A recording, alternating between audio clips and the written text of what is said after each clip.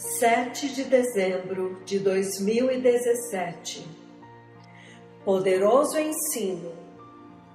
Crucificar a carne é seguir o exemplo de Cristo Jesus, o Messias. É total submissão à vontade de Deus Pai.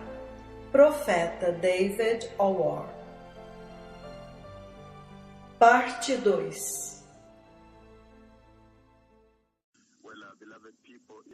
Bem, povo amado, ontem eu comecei uma conversa com vocês aqui, uma conversa muito importante, e naquela conversa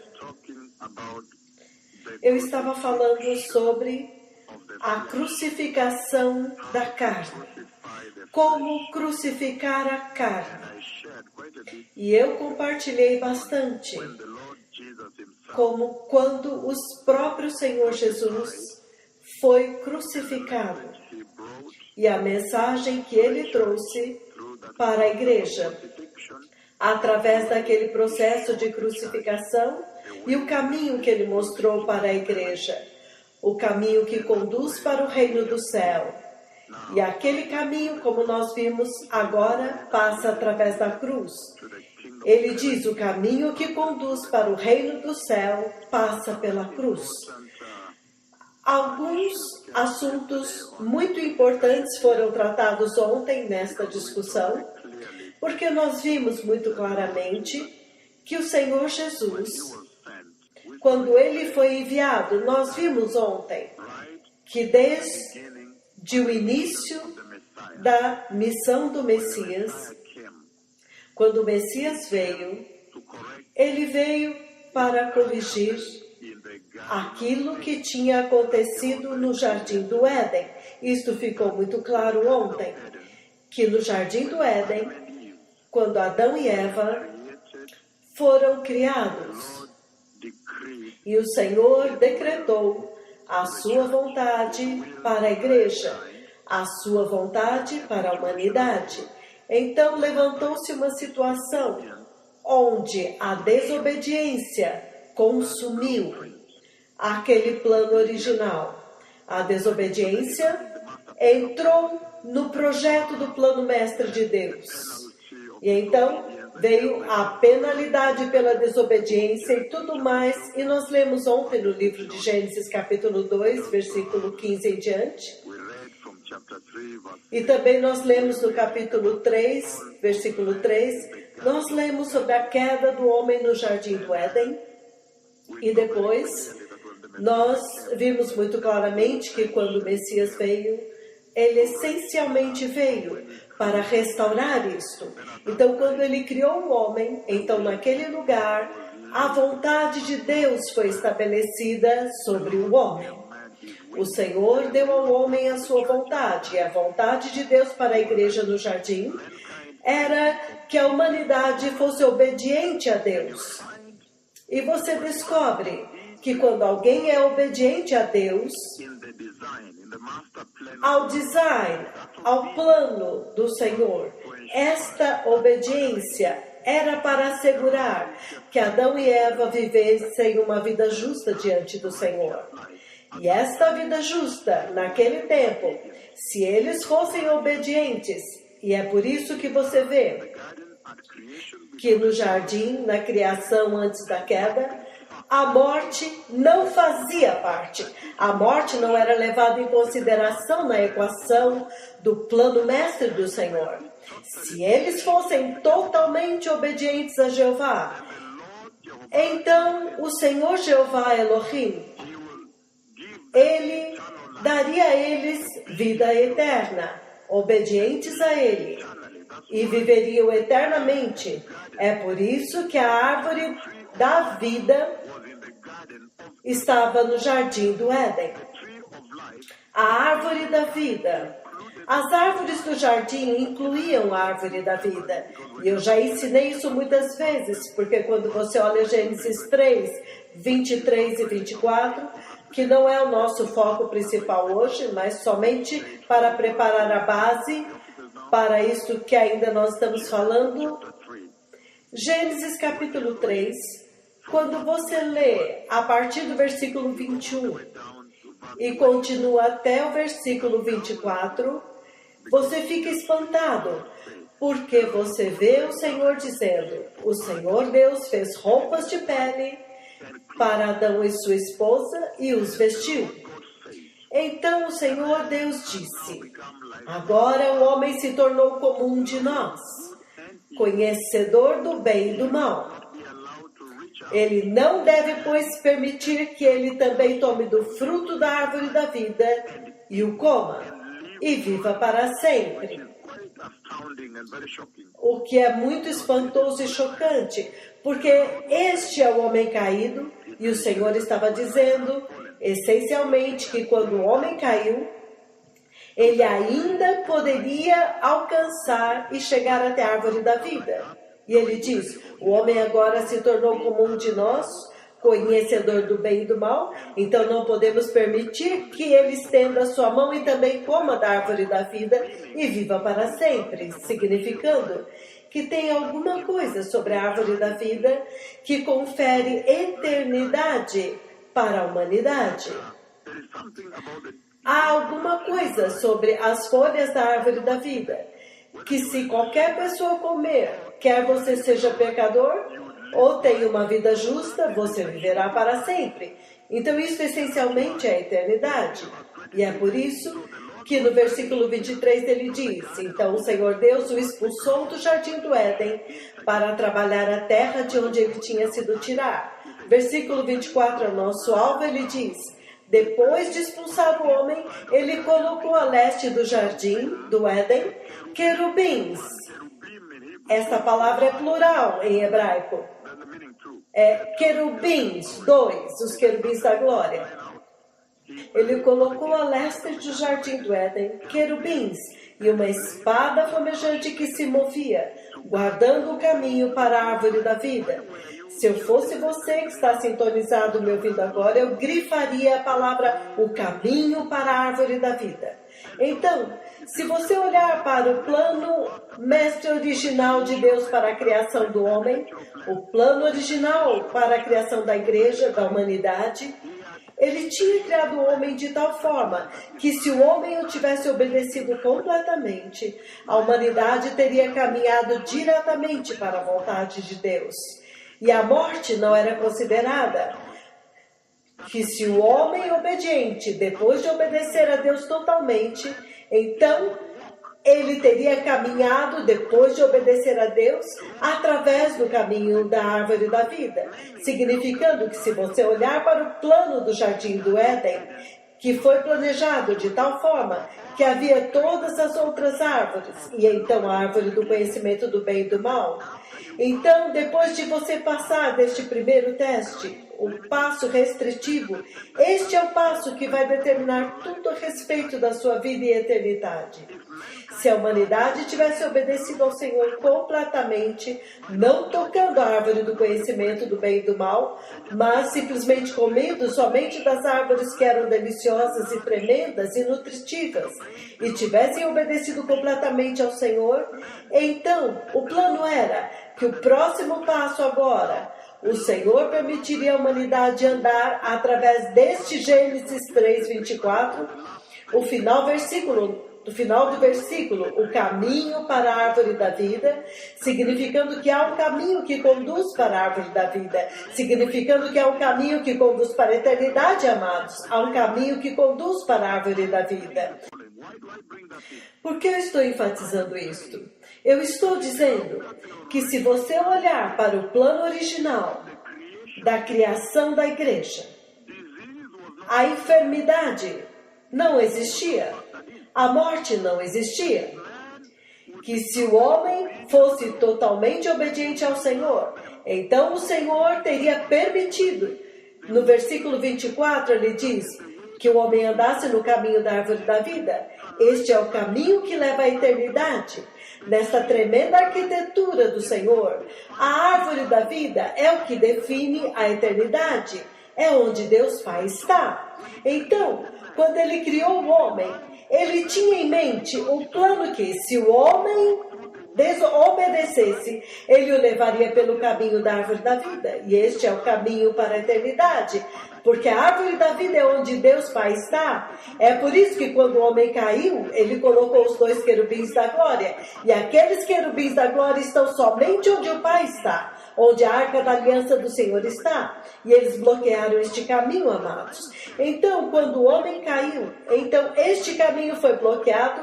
É por isso que o versículo 24 diz: depois que ele expulsou o homem, ele colocou do lado oriental do jardim querubins e uma espada flamejante que se revolvia para guardar o caminho da árvore da vida. E há tantas coisas que você perguntaria como cristão, porque você ficaria chocado. Uau! Porque o Senhor estaria dizendo que não vamos permitir que o homem pecaminoso, o homem desobediente, consiga acessar a árvore da vida e comer as folhas e viva para sempre?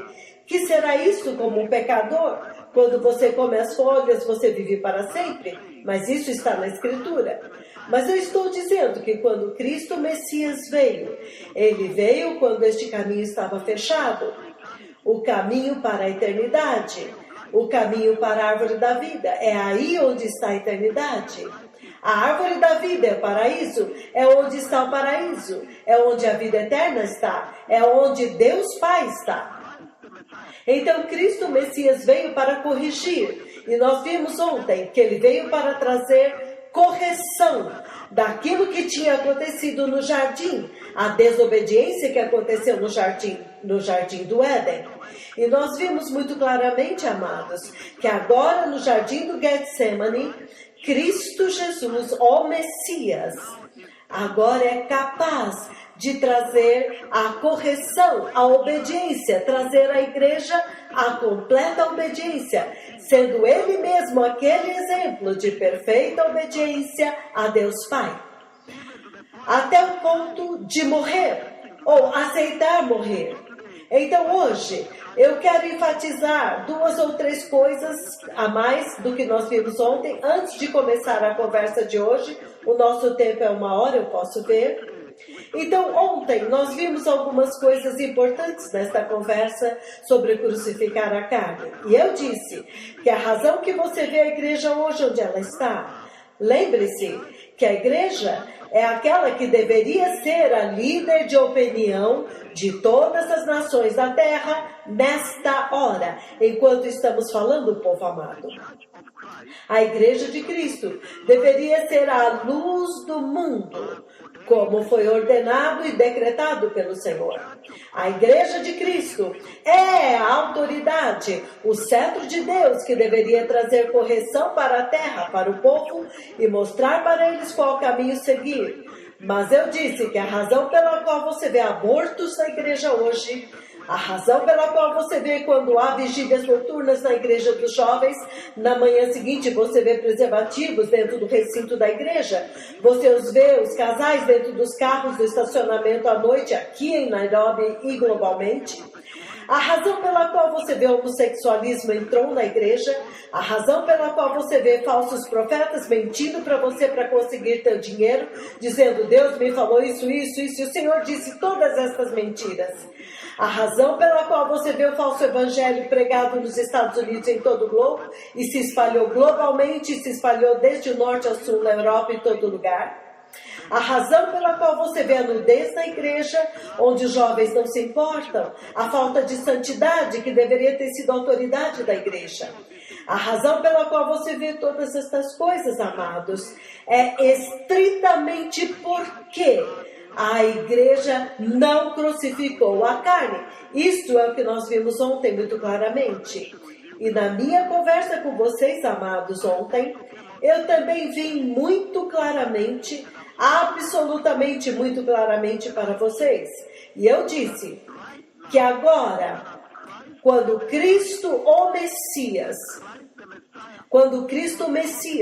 foi crucificado, quando Cristo Messias foi crucificado, amados, quando ele se tornou crucificado, aquela crucificação foi uma tremenda crucificação, que falou muito para a igreja. A crucificação de Cristo, o Messias, deu uma séria instrução para a igreja. E foi isso que eu disse ontem. E eu disse, quando você olha para a narrativa da crucificação do Messias, aquela crucificação, eu disse, começou no jardim do Getsemane. Amados, no jardim do Getsemane. E eu vou ler no livro de Lucas 22, versículo 42. Lucas 22, 42, e ele diz o seguinte. Novamente, Lucas 22, 42, ele diz: Pai, se queres, afasta de mim este cálice. Contudo, não seja a minha vontade, mas seja feita a tua vontade. Então, hoje, eu vou começar pelo livro de Lucas. Ontem nós lemos em Mateus.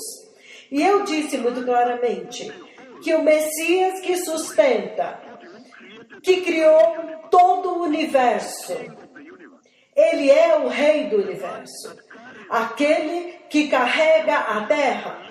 Ele foi usado para lançar os fundamentos da terra. Ele é aquele que carrega o universo. Ele sustenta tudo e mantém tudo no lugar. E eu introduzi o Messias para vocês ontem desta forma. E eu disse que o Messias que nós adoramos, ele não é pequeno. Ele é muito, muito poderoso. O Messias que o Senhor me enviou para preparar o seu caminho é o tremendo rei do universo. Ele é o tremendo rei do universo. Ele carrega todo o universo. Ele sustenta, ele vigia o universo e toda a terra. E desde a criação, com as galáxias e os trilhões de planetas maiores do que a Terra, alguns dos sóis são 600 bilhões de vezes maiores e mais pesados do que a Terra. Uma única estrela de nêutrons nós descobrimos quando aquela profecia que eu dei há mais de 12 anos atrás se cumpriu recentemente em agosto, a colisão das duas estrelas de Newton pela primeira vez desde que a Terra foi criada, quando a minha palavra se cumpriu à risca, com todos os detalhes, um choque e uma maravilha. Tão longe, a uma distância de 800 bilhões e bilhões, não temos nem como medir. Então, quando isso se cumpriu, nós vimos que o peso de uma única estrela de nêutrons é equivalente a 2,9 bilhões de planetas Terra. Então, o Messias que criou todas estas coisas e sustenta o universo pela sua palavra, ele nunca reclamou do tremendo peso que ele sustenta carregando o universo. O peso de criá-los e colocar tudo no seu lugar. Entretanto, quando agora o Messias foi colocado sobre ele os pecados do homem, a iniquidade da humanidade, então você ouve o Messias dizer: Pai, se queres, afasta de mim este cálice. Contudo, não seja feita a minha vontade, mas a tua. Então você vê pela primeira vez o Messias quase desmoronando sob o peso do pecado. Então foi a partir daí que nós começamos ontem, quando eu enfatizei para vocês, quando eu trouxe e apresentei um processo diante de vocês. Que não brinque com o pecado. O pecado tem um peso. O peso do pecado quase quebrou o Messias, até o ponto em que ele disse: eu não posso suportar. Ele queria desistir. Aquele que carrega o universo queria desistir. Quando se tratou do pecado, ele queria desistir. Ele disse: não, eu não posso suportar, eu não consigo, é pesado demais para mim. Estes pequenos pecados, como mentira, uma simples mentira, o peso do pecado é inacreditável. E eu disse: agora que o Messias aceitou carregar nossos pesadíssimos pecados, ele que era puro, ele que era sem pecado, agora que o Messias concordou e ele carregou os nossos pecados, então, por favor, vocês crentes, não brinquem com o pecado. O pecado tem peso. O peso do pecado é tremendo. O peso do pecado vai te afundar no inferno eterno. Portanto, entregue os seus pecados para ele que concordou em carregá-los. Foi aí que nós paramos ontem, amados. E nós vimos muito claramente que crucificar a carne, a crucificação da igreja, A crucificação da carne que você vê incomodando a igreja agora. O pecado sexual, o desejo sexual que você vê na igreja, onde agora as adoradoras vão lá usando saias curtas e passam vaselina para mostrar as suas pernas lá, para que os homens as cobissem enquanto elas adoram. Este tipo de carne que você vê na igreja em Nairobi globalmente. Os falsos profetas da Nigéria e Gana que vêm aqui e dizem semeie uma semente, coloque uma semente de feijão ou outra qualquer junto com 10 mil shillings dentro de um envelope e quando eu voltar para Gana ou Nigéria eu vou plantar essa semente, então eu vou orar e te abençoar, etc. Esse tipo de carne que você vê na igreja somente está acontecendo agora porque a igreja não deu atenção à instrução do jardim do Getsemane, o jardim da crucificação, o jardim do penoso trabalho, o jardim da perseverança, o jardim do sofrimento, o jardim da dor, o jardim da tristeza, o jardim no qual o Messias passou pelo penoso trabalho e ele levou a igreja lá. E a igreja remanescente, e eu disse que ele levou somente 3. Ele levou Pedro, João e Tiago, os 3 que testemunharam a sua glória no Monte da Transfiguração. E isso fala tanto para a igreja do Quênia. Está na internet, quando o Senhor me transfigurou 3 vezes. A primeira vez, quando o Senhor me transfigurou, foi em Kisumu. Está na internet, à noite, na reunião. Da segunda transfiguração aconteceu aqui em Riverside Drive, neste ano 2017, antes da consagração e ordenação dos bispos. A terceira transfiguração foi em Helsinki. Está tudo na internet, mas eu estou dizendo que geração abençoada que vocês são, para que possam participar da transfiguração do Senhor, poder ver a glória do Senhor transfigurar alguém diante dos seus olhos. E ainda gravar com as câmeras. Quão abençoados vocês são. Porque ele está dizendo que ele somente levou a igreja que participou da glória da transfiguração, que viu a glória de Deus. Então ele os levou ao jardim do Getsemane. E quando ele os levou lá, então agora eles puderam, porque eles tinham participado da sua glória, eles tinham visto a glória do Pai no Senhor. Agora eles podiam entender, somente para eles agora foi revelado, agora eles estavam preparados para passar pelo penoso trabalho da crucificação do Messias. Quando ele orou, o suor saiu como sangue. E eu disse, quando isso aconteceu no jardim, tanta informação veio dali, porque ele disse, Pai, o espírito está pronto, mas a carne é fraca.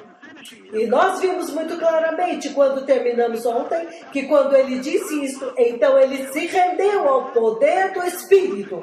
E ele foi e tornou-se crucificado. Desde João 19, de 28 a 30, quando ele disse, está consumado. E eu disse que quando o Messias fez isso, quando ele foi capaz agora, porque vocês são parte humana do Messias, porque ele veio em carne, em forma humana, em carne humana.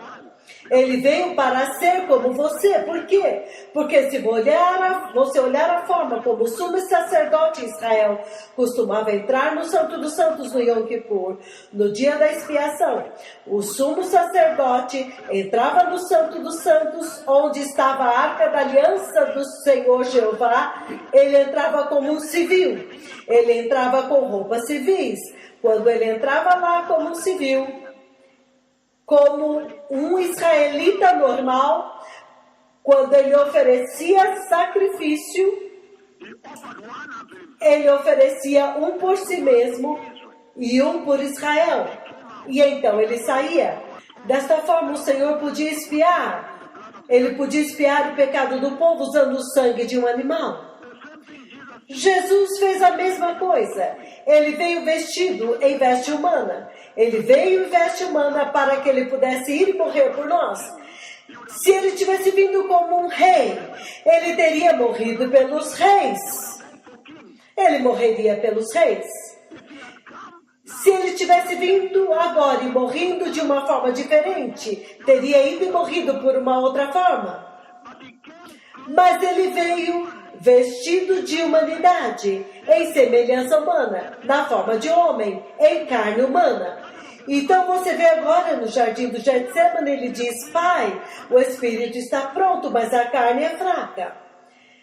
Então, naquele penoso trabalho, ele diz: porém, se não for possível passar de mim este cálice, então eu vou fazer, se for a tua vontade.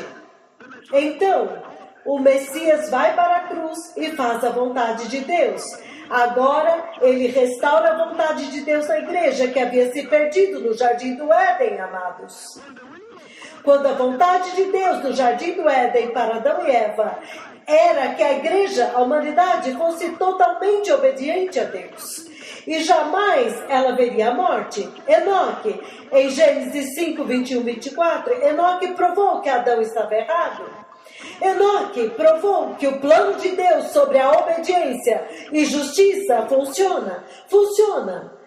Enoque provou que quando você obedece a Deus totalmente e completamente, você não vê a morte. Enoque já não era, ele não viu a morte. Deus o levou para o céu. Por quê? Porque ele andou com Deus da mesma forma como Adão andou com Deus. Entretanto, a diferença entre eles é que Enoque obedeceu a Deus totalmente. E para ele isto foi acreditado como justiça. Foi imputado isso nele. E o Senhor o levou para o céu. Este era o plano original antes de Adão pecar com Eva. Mas Jesus agora vem ao jardim do Getsemane e restaura isto. Ele põe a igreja de volta na vontade de Deus. De volta à obediência a Deus. É por isso que Jesus obedeceu a Deus até a morte. Quão poderoso é o Messias! Entretanto, o Messias veio vestido em semelhança humana. Em forma humana. É por isso que você ouve ele dizendo: Pai, se queres, afasta de mim este cálice. Foi demais para o Messias suportar. E naquele ponto, amados, é surpreendente. Porque ele vai adiante e ele diz: o espírito está pronto, mas a carne é fraca. Então ele vai adiante para vencer a carne. Então, pela primeira vez, a verdadeira definição do Messias apareceu. A verdadeira missão do Messias apareceu. Ele agora se tornou o mediador entre a raça humana, a carne humana, o homem mortal e o Deus imortal. Por quê? Porque ele agora derrotou a fraqueza humana da qual ele falou, que era fraca, a carne é fraca, e pela primeira vez ele conectou a carne fraca com a perfeita e eterna vontade de Deus. É por isso que você e eu agora podemos receber Jesus e ir para a eternidade com Deus. Agora ele se tornou o mediador do homem fraco. Ele conectou a vontade da humanidade com a vontade do Deus Todo-Poderoso no céu. Ele reconciliou a forma humana natural de Cristo, que ele vestiu, com a forma espiritual sobrenatural de Deus. Ele derrotou agora a carne, mas ele uniu os dois. Ele agora abre o caminho, que é o que eu li para vocês no livro de Gênesis, capítulo 3, 23 a 24, a parte final do versículo: o caminho que conduz para a árvore da vida foi fechado, agora ele abriu. Ele abriu este caminho para o homem caído. Quando Adão e Eva pecaram, foi fechado. Agora ele abriu e ele disse: Pai, deixe-me dar esta revelação de forma simples e lenta para que vocês compreendam. Quando ele disse: a carne é fraca, eu vou ler novamente o livro de Mateus 26, do 36 em diante. Ele diz, novamente, hoje nós temos um grande sermão aqui, eu ainda nem comecei. Eu estou apenas recapitulando para vocês o que vimos ontem. Ele está dizendo: então Jesus foi com os seus discípulos para um lugar chamado Getsemane. Eu estou lendo Mateus 26, 36. E ele disse para eles: sentem-se aqui enquanto eu vou lá orar. Versículo 37 ele diz: ele levou consigo Pedro e os 2 filhos de Zebedeu. Agora nós sabemos quem eles são. Nós sabemos que eles são João e Tiago, junto com ele. E ele começou a entristecer-se e angustiar-se. Então, ele disse para eles: a minha alma está profundamente triste, numa tristeza máxima, até o ponto de morte. Então ele disse: fiquem aqui e vigiem comigo. Versículo 39 ele diz: indo um pouco mais adiante, ele prostrou-se com o rosto em terra e orou. E nós sabemos porque ele se prostrou com o rosto em terra, amados. Porque ele estava expressando a grande reverência a Deus Pai. A razão pela qual ele caiu com o rosto em terra, nós vimos ontem, é porque a espada da justiça de Deus foi despertada contra ele, foi despertada sobre ele. A razão pela qual ele caiu com o rosto em terra, eu disse ontem, porque o terror da lei de Deus foi colocado diante dele agora. Repentinamente estava bem diante dele o terror da justiça de Deus, do juízo de Deus. Porque a ira de Deus agora foi totalmente derramada sobre ele. E ele diz aqui, indo um pouco mais adiante, ele se prostrou com o rosto em terra e orou: meu Pai, se for possível, afasta de mim este cálice. Contudo, não seja como eu quero, mas sim como tu queres. E ele continua no versículo 40 dizendo, versículo 40, então ele voltou aos seus discípulos e os encontrou dormindo. Vocês não puderam vigiar comigo nem por 1 hora? Perguntou ele a Pedro. Vigiem e orem, para que vocês não sejam tentados, que não caiam em tentação, amados. O Espírito está pronto, ele quer fazer a vontade de Deus, mas a carne é fraca. E eu disse, isso foi muito poderoso. Ele quis dizer que para que vocês não sejam tentados, a coisa mais importante que a igreja deve temer nesta terra não são os problemas e as dificuldades da rejeição do trabalho que vem por escolher uma vida santa e justa. Não, ele diz, não é isso.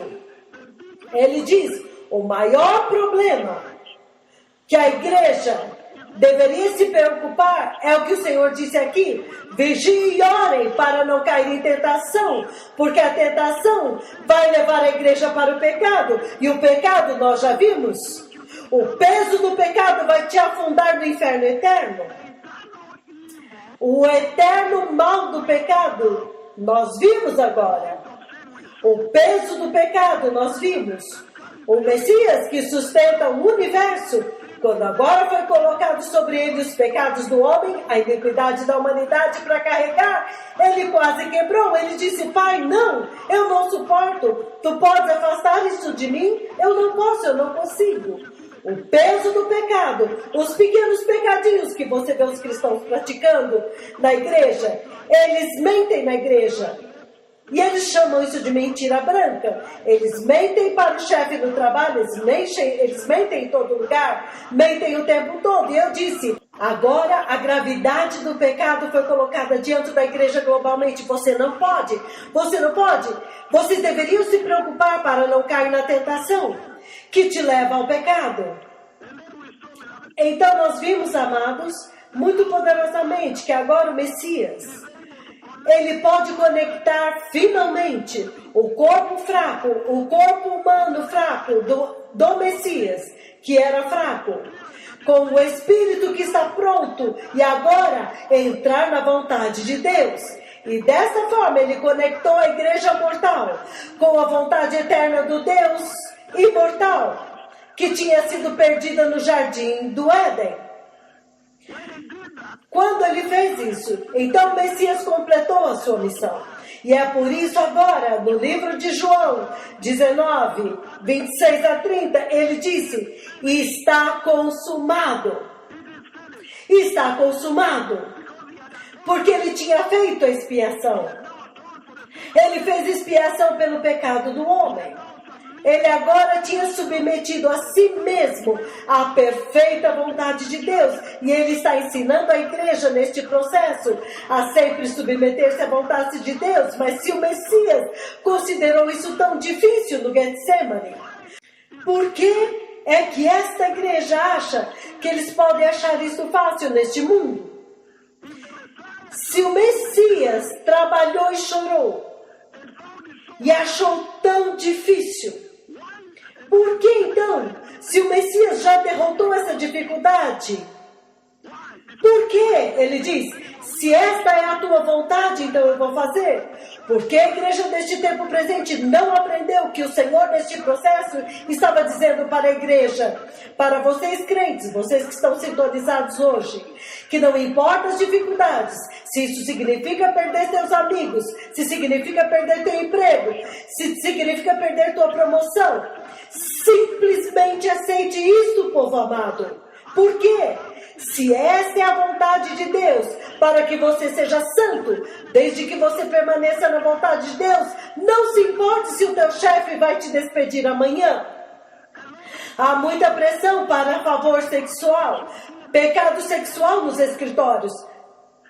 Antes de eu te promover pecado sexual, ele está dizendo, você simplesmente se apegue à vontade de Deus, mesmo que você perca aquele emprego, tudo bem. Porque agora você sabe o peso do pecado. Jesus disse, eu não me importo com a dor, eu não me importo com o sofrimento, desde que a vontade de Deus seja feita. Eu vou fazer. Hey, quantos de vocês nos seus trabalhos? Alguns de vocês, estudantes universitários, vocês se formaram, estão procurando emprego e alguns querem entrar em pecado sexual com você antes de te dar emprego. Ela antes de te dar emprego, ele antes de te dar emprego. Ele encontra com você em um café e ele diz, nós estamos abrindo uma empresa. E você pode ver pela forma como este homem está falando. Ele está tentando te envolver em pecado sexual. Como se você ceder ao pecado sexual, então ele vai te dar este emprego. Ele está dizendo, não se venda tão barato. Porque Cristo, o Messias, mostrou um caminho para a igreja. E ele está dizendo, Pai, é muito difícil. Eu posso estar desempregada 3, 4 anos, sem emprego. Mas se é a tua vontade, meu Pai, eu vou continuar neste sofrimento, desde que eu permaneça na tua vontade. Jesus nos ensinou isso no jardim do Getsemane. Você não pode trocar a vontade de Deus por nada. Alguns de vocês, antes de serem promovidos no trabalho, antes de receberem um contrato como advogado, contador, um grande contato, e você está precisando deste contrato, você tem que pagar aluguel do escritório, tem que pagar contas, pagar o teu aluguel da casa. Você tem crianças na escola, mas ele está dizendo que antes de eu te dar este contrato do governo, essa companhia, eu preciso que você concorde comigo e me dê 10%. Você infla o bolo e nós dividimos. Recuse essas coisas. Esses são os ardis do diabo.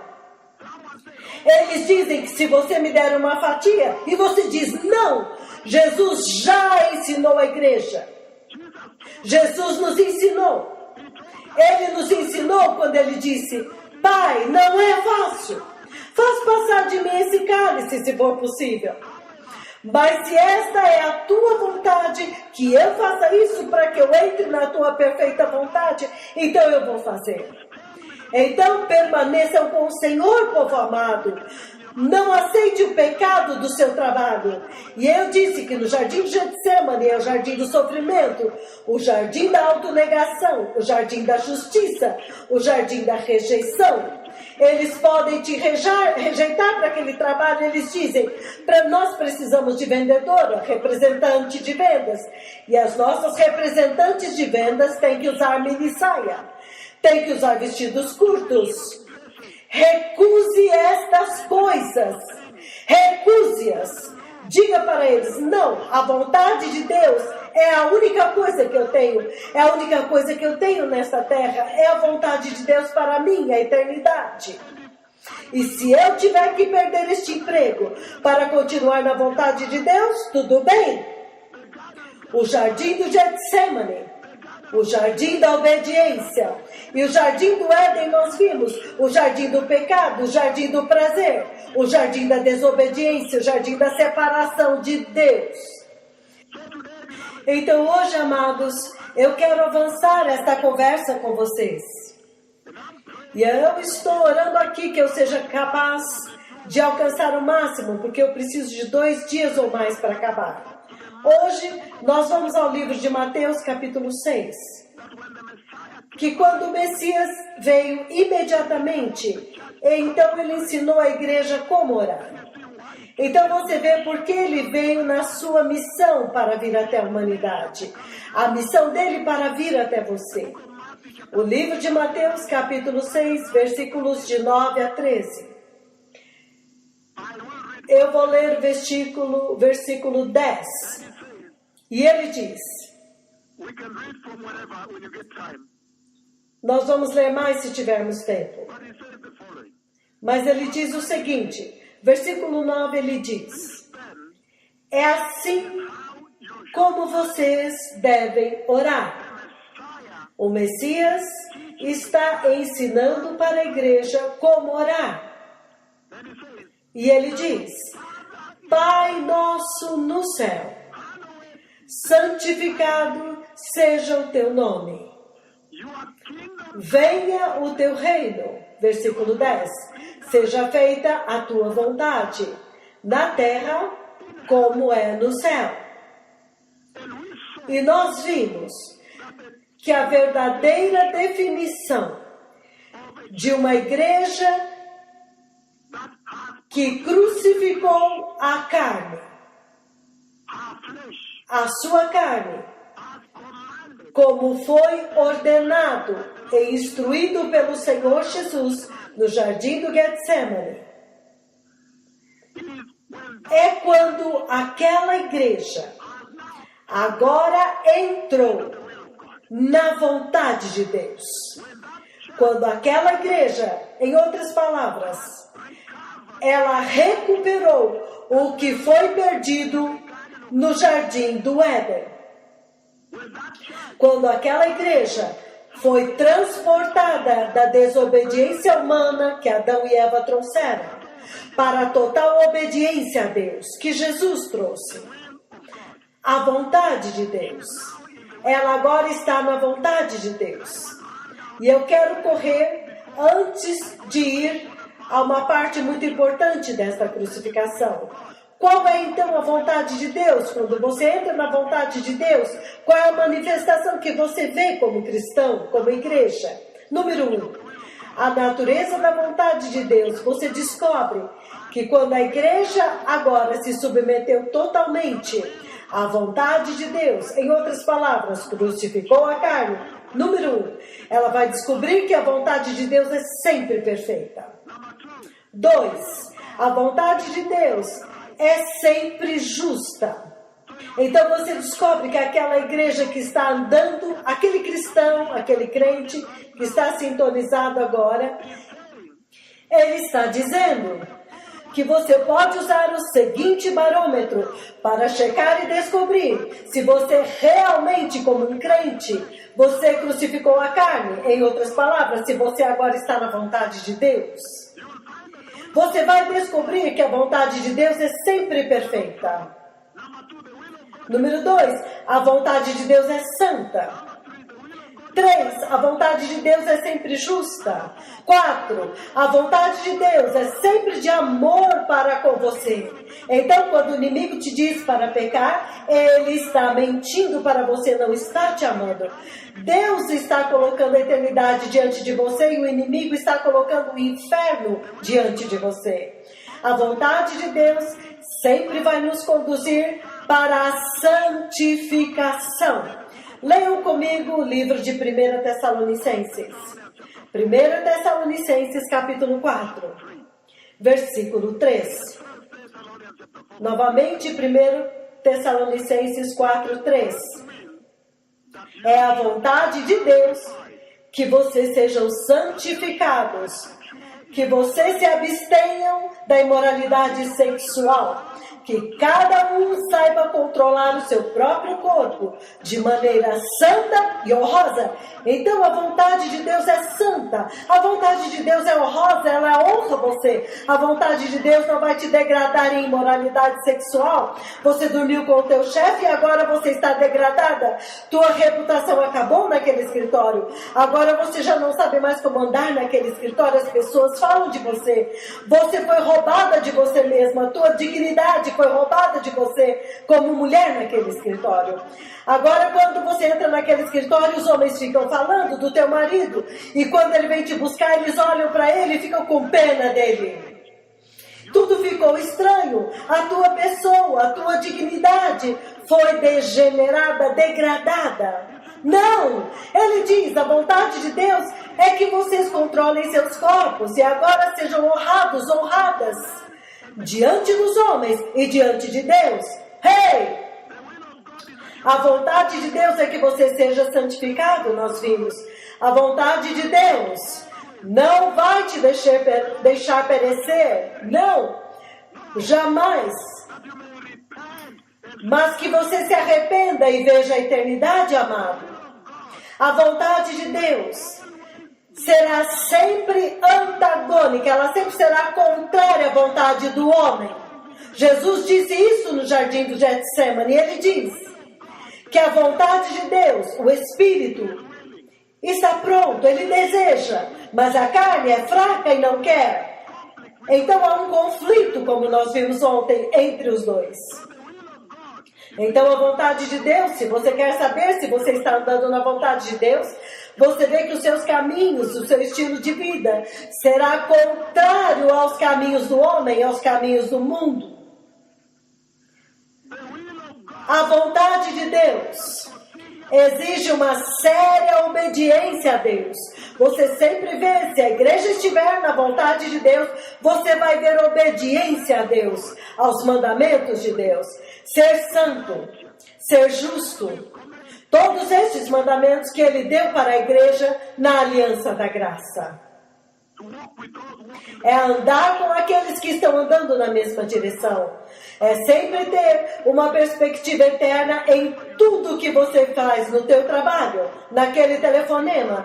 A primeira coisa que você pergunta, este telefonema que eu vou atender ajuda a minha eternidade?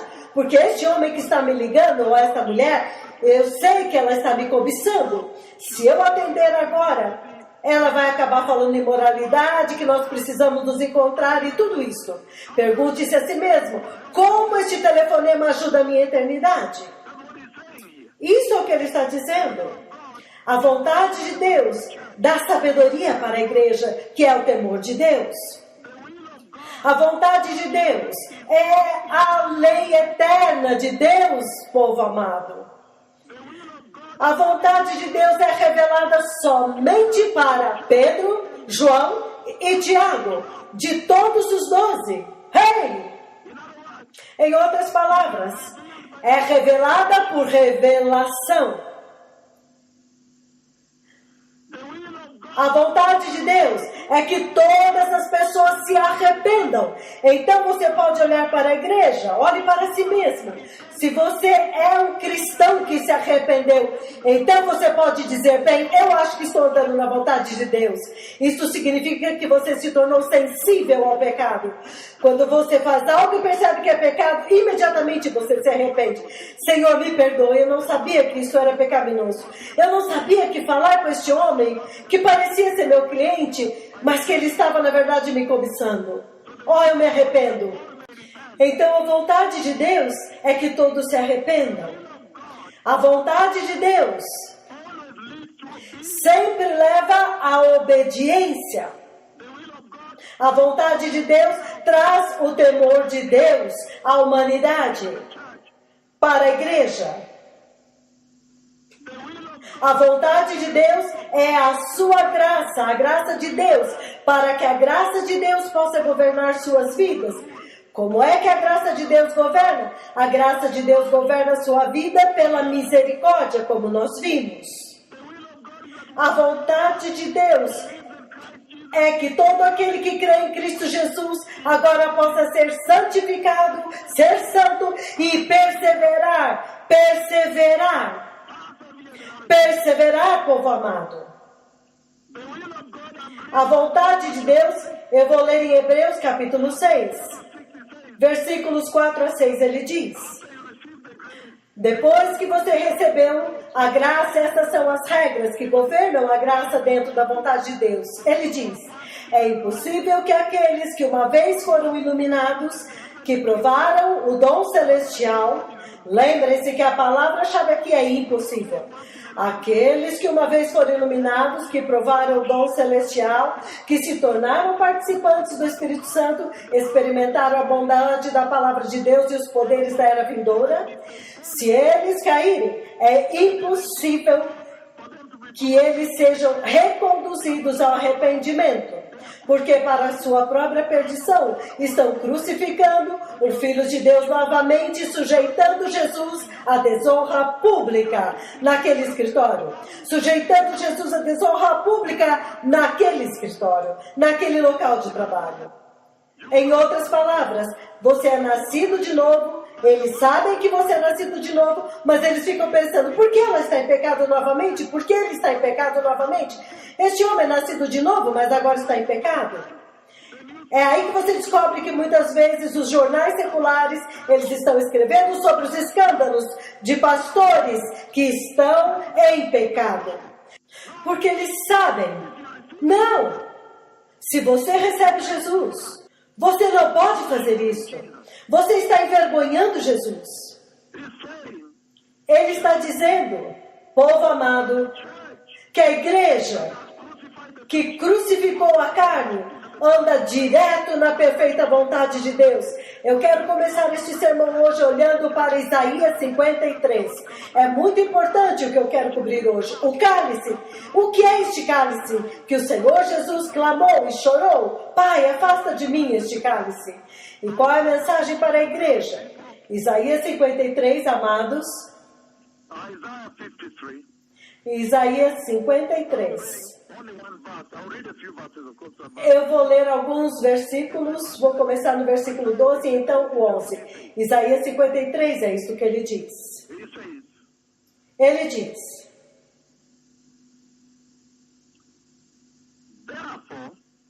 por isso, eu lhe darei uma porção entre os grandes, e ele dividirá os despojos com os fortes, porque ele derramou a sua vida até a morte, e foi contado entre os transgressores. Pois ele carregou o pecado de muitos, e intercedeu pelos transgressores. Ele está falando deste evento que você vê no jardim do Getsemane. Todo o caminho até a cruz, quando ele finalmente diz: está consumado. Ele está falando sobre o Messias, o grande rei, o rei da glória. Aquele que curou a bebê Precious Yoki, que nós estamos celebrando, os seus pés e pernas, há 5 dias que o Senhor a curou e ela andou. E neste domingo todo o povo vai fazer uma grande celebração, porque ela vai andar lá. E os vídeos dos aleijados serão mostrados globalmente agora. O Messias que levantou o bebê Precious Yoki do chão, se você visse ela se arrastando, 2 anos e 4 meses se arrastando com as suas mãos, nem conseguia engatinhar, totalmente aleijada no chão.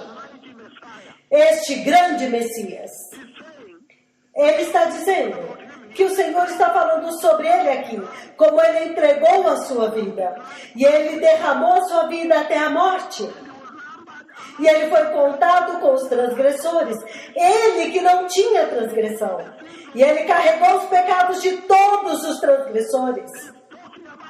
Ele está falando sobre a obediência do Messias. como que o Messias mostrou para esta igreja atual o caminho para a eternidade, o caminho para a vontade de Deus. É por total obediência.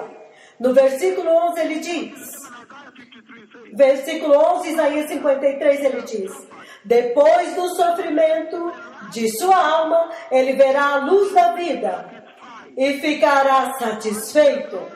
Pelo seu conhecimento, o meu servo justo justificará muitos, e ele levará suas iniquidades, povo amado. Eu vou ler alguns e então vou explicar para vocês, porque dentro deste pouco tempo que nós temos no Quênia aqui, só 15 minutos, eu realmente quero discutir o cálice. Este cálice que ele diz: Pai, se for possível, passa de mim. Tu podes afastá-lo de mim. O que é este cálice? E qual é a mensagem para a igreja? Mateus capítulo 20, rapidamente.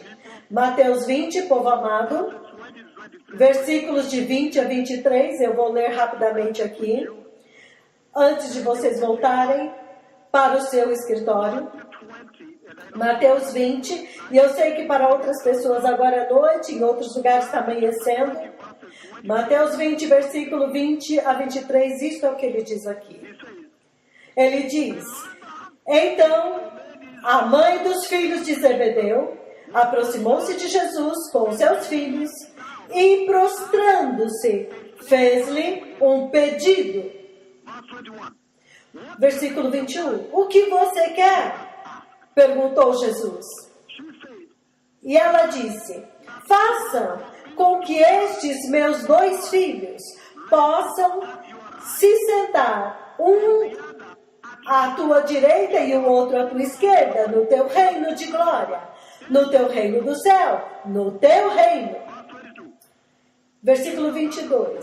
Jesus respondeu: vocês não sabem o que estão pedindo? Jesus disse para eles: vocês podem beber o cálice que eu vou beber? E agora eu estou introduzindo este cálice. Podemos, eles responderam. Jesus disse para eles: certamente vocês beberão do meu cálice, mas quanto ao sentar-se à minha direita ou à minha esquerda, não cabe a mim conceder. Estes lugares pertencem àqueles para quem foram preparados por meu Pai. Agora vocês podem ver que há um cálice. Um cálice terrível, porque ele está perguntando: vocês realmente podem beber? E eles disseram sim. Finalmente ele diz: eu sei que a igreja vai ter que bebê-lo, mas para se sentar à direita ou à esquerda, isso pertence ao meu Pai, pelo plano mestre do céu. Então ele está dizendo para a igreja que vocês vão ter que beber este cálice. João capítulo 18, versículo 10 em diante. João 18, povo amado, versículo 10 em diante. João capítulo 18. João 18, 10 a 12. Rapidamente, por causa do tempo. Novamente ele diz. João 18, 10 a 12, ele diz: então Simão Pedro, que trazia uma espada, tirou-a e feriu o servo do sumo sacerdote, decepando-lhe a orelha direita. O nome daquele servo era Malco. Versículo 11. Jesus, porém, ordenou a Pedro: guarde a espada. Em outra versão diz: põe tua espada de volta na bainha. Guarde a tua espada. Acaso não beberei do cálice que o meu Pai me deu? Há um cálice, povo amado. Há um cálice. Acaso não haverei de beber o cálice que o Pai me deu? Então, o destacamento de soldados com seu comandante e os guardas dos judeus prenderam Jesus. Eles o amarraram e o levaram primeiramente a Anás, que era sogro de Caifás, o sumo sacerdote naquele ano. Então, daquele ponto em diante, quando ele fala sobre acaso não bebereis de cálice, ele foi para a cruz, ele foi levado para a cruz. Isaías 51, 16. Eu quero introduzir este cálice antes de terminar hoje. Muito poderoso. Isaías capítulo 51, 16. Rapidamente, por causa do tempo.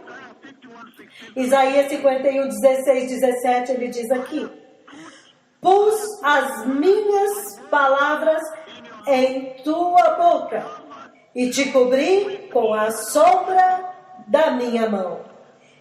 Eu que pus os céus no lugar, que lancei os alicerces da terra, e que digo a Sião: você é meu povo. Desperte, desperte, levante-se, ó Jerusalém, você que bebeu da mão do Senhor o cálice da ira dele, você que bebeu até a última gota, a taça que faz os homens cambalearem. Então agora ele está introduzindo a natureza deste cálice, o cálice do Messias. Isaías 29, antes de explicar, amados, ao cálice. Ele agora está falando sobre cambalear. Se você bebe este cálice, você cambaleia. E ele está dizendo, é o cálice da ira. Isaías 29, 9, ele diz: pasmem e fiquem atônitos, ceguem-se a si mesmos e continuem cegos. E continuem cegos. Estejam bêbados, porém não de vinho. Cambaleiam, mas não pela bebida fermentada. Então há um cálice, amados, enquanto eu termino. João 6, versículo 38, eu vou ler. João 6, e eu vou explicar todas as escrituras sobre este cálice. João capítulo 6, 38 em diante, até o 40. E ele diz, povo amado e precioso, 6, 38 a 40. Ele diz: pois desci do céu, não para fazer a minha vontade, mas para fazer a vontade daquele que me enviou. E esta é a vontade daquele que me enviou, que eu não perca nenhum dos que ele me deu. Aqueles que ele me deu, mas os ressuscite no último dia. Porque a vontade do meu Pai é que todo que olhar para o Filho e nele crer tenha a vida eterna. E eu ressuscitarei no último dia. Povo precioso, há um cálice no jardim. E o Senhor, enquanto segura este cálice, Ele está falando sobre beber este cálice. Ele essencialmente estava dizendo para a igreja que há um cálice do qual a igreja tem que beber. Todos os que escolhem esta salvação da cruz. A salvação da cruz é a crucificação da carne. A doutrina da cruz é a crucificação da carne, para que você possa andar na vontade espiritual de Deus, a perfeita vontade de Deus. E Ele está dizendo, nesses minutos que nós temos ainda, que há um cálice, do qual a igreja tem que beber. A igreja deste tempo presente, há um cálice, povo amado, que Deus colocou diante da igreja. O Deus Todo-Poderoso. E quando o Senhor Jesus estava bebendo deste cálice, Ele estava falando tanto do cálice da amargura. Eu introduzi ontem o cálice da rejeição, que se você escolher os caminhos de Deus, não tem como a vida desta terra se alegrar com você. Não tem como este mundo te amar. Não tem como esta terra celebrar com você.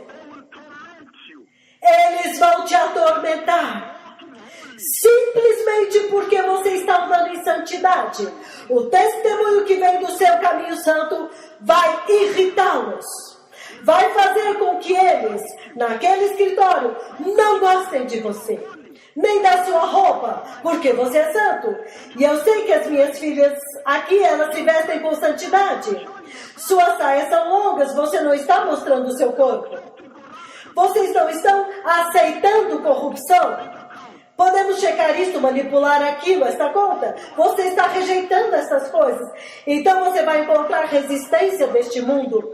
Você vai descobrir que o povo daquele escritório não gosta de você. Há um cálice ao qual Jesus se referiu, do qual os cristãos que escolhem crucificar a carne têm que beber. O cálice da amargura do Senhor.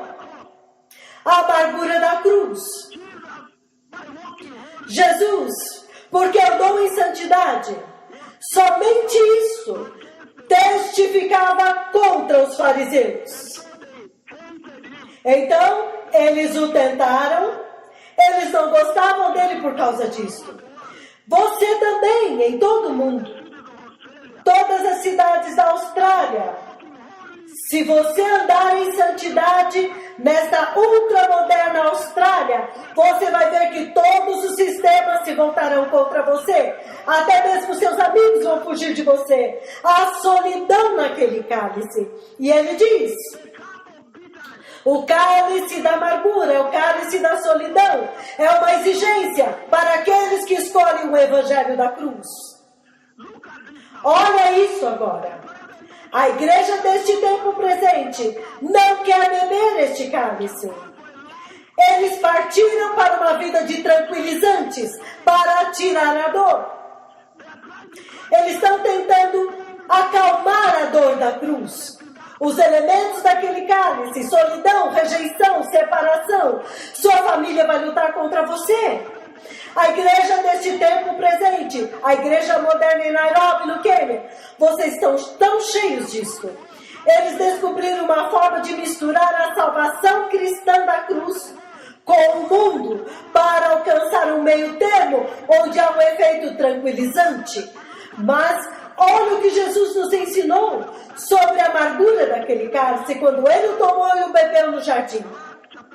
Marcos capítulo 15, versículo 22, ele diz, Marcos 15, 22, eu vou ler o 21, ele diz, certo homem de Cirene, chamado Simão, pai de Alexandre e Rufo, passava por ali,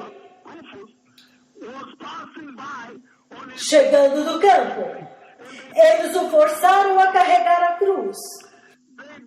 Levaram Jesus ao lugar chamado Gólgota, que quer dizer lugar da caveira. O versículo 23 é o nosso alvo. Então lhe deram vinho misturado com mirra, mas ele não bebeu. Então eles o crucificaram, povo amado. Mateus 27 fala sobre a mesma coisa. Mateus 27, ao cálice de amargura, amargura de Deus, ao cálice que a igreja tem que beber, a amargura da cruz. Quando você escolhe crucificar a sua carne, até mesmo alguns dos seus colegas advogados, se você é advogado, não vão gostar de você. Alguns dos seus clientes não vão mais trazer contratos, porque agora você rejeitou a corrupção deles. Vamos mudar isso, vamos inflar o preço e nós fazemos dinheiro e repartimos. Eles vão descobrir que você vai dizer, não, eu sou nascido de novo. Eu sou nascido de novo. Eu estou embriagado do cálice da amargura da cruz. Eu não posso fazer concessão. Eles vão ouvir essas palavras de você. Jesus aqui, nós vemos que quando ele bebeu o cálice da amargura de Deus, da amargura da cruz, então eles trouxeram este outro cálice, que é agora vinho. As mulheres de Jerusalém, elas sempre preparavam uma taça especial. Aquela taça era vinho misturado com ervas amargas. E elas davam para aqueles que iam ser crucificados. Era vinho misturado com mirra. Era um forte narcótico que atuava como uma droga forte, um anestésico. E era usado como tranquilizante para a dor. para amortecer a dor, anestesiar a dor, povo amado. Eles deram esta taça para Jesus. Beba deste aqui agora, para que você se tranquilize, para te entorpecer, para te deixar adormecido, para não sentir a dor. Jesus recusou. Por quê? Porque ele não queria anestesiar a dor. Jesus queria passar por todo o processo de dor na cruz. Ele não queria aliviar a dor. Ele queria sofrer conscientemente. Livro de Mateus 27, 50. Olha agora. Versículo 50, olha isso. Quando Jesus bradou novamente em alta voz, ele entregou o seu espírito. Ele queria sentir a dor conscientemente, sofrer conscientemente. Ele não queria um anestésico, porque ele queria passar por toda a dor da cruz. E ele estava ensinando a igreja, por favor, não fuja da dor, deixe o mundo te rejeitar, passe por toda a dor até o final, você vai ver a eternidade. Por quê? Porque a igreja deste tempo presente está tomando tranquilizantes, está misturando o cálice da dor da cruz com um pouquinho do mundo. Cristianismo moderado, salvação moderada, dor moderada, crucificação moderada, tornando mais agradável. O que tem na cruz de agradável? E o Senhor está dizendo, povo amado, não aceite o cálice da amargura misturada com vinho, ervas amargas com vinho. Este outro cálice, preparado pelo mundo, para amenizar a cruz, para suavizar a cruz. Então eu vou dizer de novo para as mulheres, eu vou fazer um vestido para você. Não, eu sei que você é nascido de novo, mas quando você chega, ainda está cumprindo a vontade do diabo. Porque a saia é longa, mas agora é bem justa, mostrando o teu corpo. Ele está dizendo, vamos passar pelo processo completo. Que o Senhor nos abençoe. Amanhã nós vamos continuar, povo amado. Aqueles que querem receber o Senhor, repita esta oração. Precioso Jesus, eu me arrependo hoje e abandono o pecado.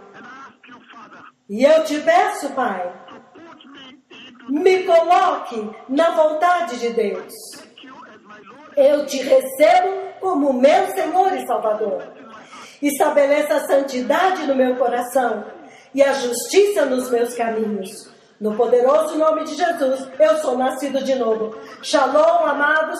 Esta conversa é muito grande. Eu vou continuar amanhã. Voltem aos seus escritórios. Isso é muito poderoso. Eu sei que amanhã mais de 20 mil pastores estão se reunindo na cura com os bispos.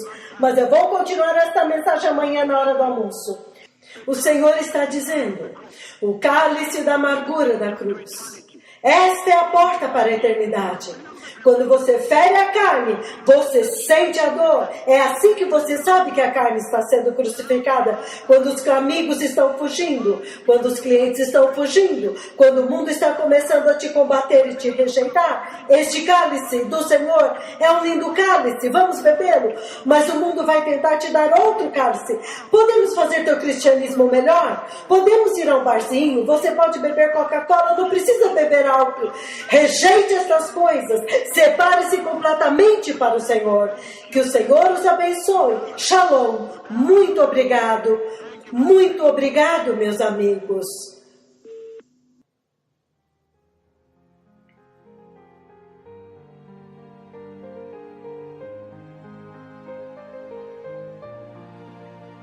Prepare o caminho.